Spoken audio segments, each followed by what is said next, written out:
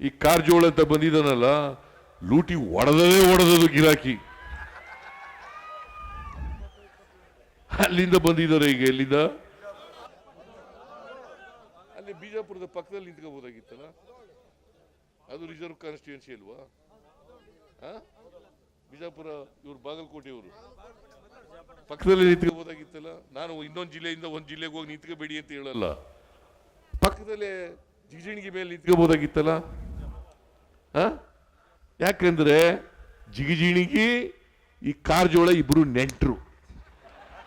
ಗೊತ್ತಾ ನಿನ್ಗೆ? ಅದು ಜಿಗಜಿಣಿಗೆ ಕರ್ಕೊಂಬಂದದ್ದು ಕಾರಜೋಳನಿಗೆ ಕರ್ಕೊಂಬಂದದ್ದು ಜಿಗಜಿಣಿಗಿ ನೆಂಟ.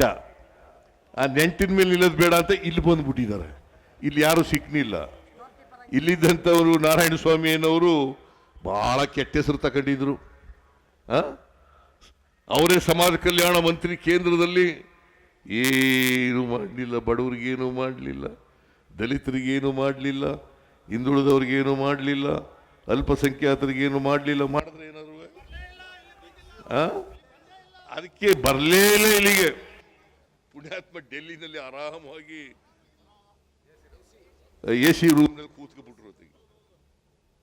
ಏನು ಮಾಡಲಿಲ್ಲ. ಅದಕ್ಕೆ ಬದಲಾವಣೆ ಮಾಡಿ ಕಾರಜೋಳ ಕರ್ಕೊಂಡ್ಬಂದು ನಿಲ್ಲಿಸಿದ್ದಾರೆ. ದಯಮಾಡಿ ನಿಮ್ಮಲ್ಲಿ ಕೈ ಜೋಡಿಸಿ ಪ್ರಾರ್ಥನೆ ಮಾಡ್ತೀನಿ, ಕಾರಜೋಳ ಅವ್ರಿಗೆ, ನೀವು ನೋಡಪ್ಪ, ನೀವು ಹೋಗು ವಾಪಸ್ಸು, ಚಂದ್ರಪ್ಪನ ಗೆಲ್ಲಿಸ್ತೀವಿ, ಒಳ್ಳೆ ಮನುಷ್ಯ ಅವನು ಅಂತ ಹೇಳಿ ಇವ್ನಿಗೆ ಓಟ್ ಹಾಕಿ. ಚಂದ್ರಪ್ಪನಿಗೆ ಒಳ್ಳೆ ಮನುಷ್ಯ, ಸಜ್ಜನ ಇದ್ದಾನೆ. ಅವರು ಸೋತರು ಕೂಡ ಜನಗಳ ಸಂಪರ್ಕ ಬಿಟ್ಟಿರಲಿಲ್ಲ. ಅವ್ರನ್ನ ಗೆಲ್ಸೋಣ ಈ ಸಾರಿ. ನೀವು mister Karajol please go back ಅಂತ ಹೇಳಿಯಪ್ಪ. Mister Karajol, mister Karajol, go back to Bagalkote district ಅಂತ ದಯಮಾಡಿ ಹೇಳ್ತೀರಾ? ಮನೆಗೆ ಹೋಗಿ ಹೇಳ್ಬೇಕು ಇದನ್ನ. ಬರೀ ನೀವು ಇಷ್ಟೇ ಜನ ಹೇಳಿದ್ರಾಗಲ್ಲ, ಮನೆಗೆ ಹೋಗಿ ಹೇಳ್ಬೇಕು. ನಾನು ಈ ಸಾರಿ DK ಶಿವಕುಮಾರ್ ಅವರು 5 ಗ್ಯಾರಂಟಿಗಳಿಗೆ ಗ್ಯಾರಂಟಿ ಚೆಕ್ಗಳನ್ನ ಇಶ್ಯೂ ಮಾಡಿದ್ದು. ನೀವೆಲ್ಲ ಮನೆಗೆಲ್ಲ ಹಂಚಿದಿರಿ. ಗ್ಯಾರಂಟಿ ಚೆಕ್ಗಳನ್ನು ಹಂಚಿದ್ದು ಏನ್ ಬಿಜೆಪಿ ಅವರು ಹೇಳಿದ್ರು, ಗ್ಯಾರಂಟಿಗಳನ್ನ ಜಾರಿ ಮಾಡಕ್ ಸಾಧ್ಯ ಇಲ್ಲ. ಯಾರು ಹೇಳಿದ್ದು ಇದನ್ನ? ಬಿಜೆಪಿಯವರು. ಒಂದು ವೇಳೆ ಮಾಡಿದ್ರೆ ಕರ್ನಾಟಕದ ಟ್ರೆಜರಿ